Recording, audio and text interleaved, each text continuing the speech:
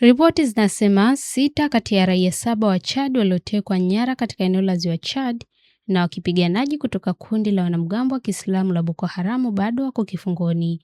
Utekaji nyara huo ulifanyika mapema wiki iliyopita katika eneo la N'Djamena la mpaka mbali unaounganisha Niger, Chad na Nigeria.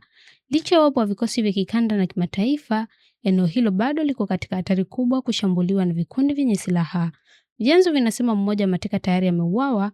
Watekaji nyara sasa wanadai fidia kubwa kwa ajili ya kuachiwa kwa mateka 6 waliobaki. Miongoni mwa walioteka nyara ni daktari wa kijana wa Chad ambaye tukio lake limevutia umakini mkubwa. Inasemekana alikuwa akikamilisha mafunzo maalum ya upasuaji wa watoto katika mji mkuu wa Niger, Niamey, na alikuwa akisafiri kwenda nyumbani kuhudhuria mazishi ya baba yake wakati gari lake lilipokamatwa.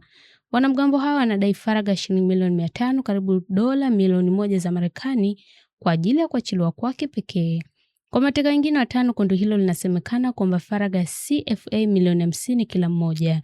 Kiasi kisichohusika ni zaidi ya uwezo wa familia nyingi katika eneo hilo, na kinasisitiza jukumu linaloongeza la utekaji nyara kwa ajili ya fidia katika kufadhili vikundi vya wanamgambo vinavyofanya kazi karibu na Ziwa Chad. Familia za waathirika zinasema hawajawasiliana na maafisa nchini Chad au Niger. Wasiwasi umeongezeka kutokana na video zinazosambaa kwenye mitandao ya kijamii ambazo zinaonekana kuonyesha mateka wakiomba msaada na kuthibitisha kwamba mmoja wa wenzao ameuawa. Ukweli wa picha hizo haujathibitishwa kwa uhuru na BBC.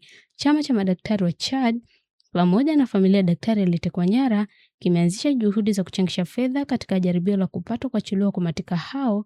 Utekaji nyara huu unaangazia ukosefu wa usalama unaoendelea katika bonde la Ziwa Chad ambalo linabaki kuwa mojawapo wa maeneo yenye vurugu zaidi duniani yanayohusiana na shughuli za jihadi.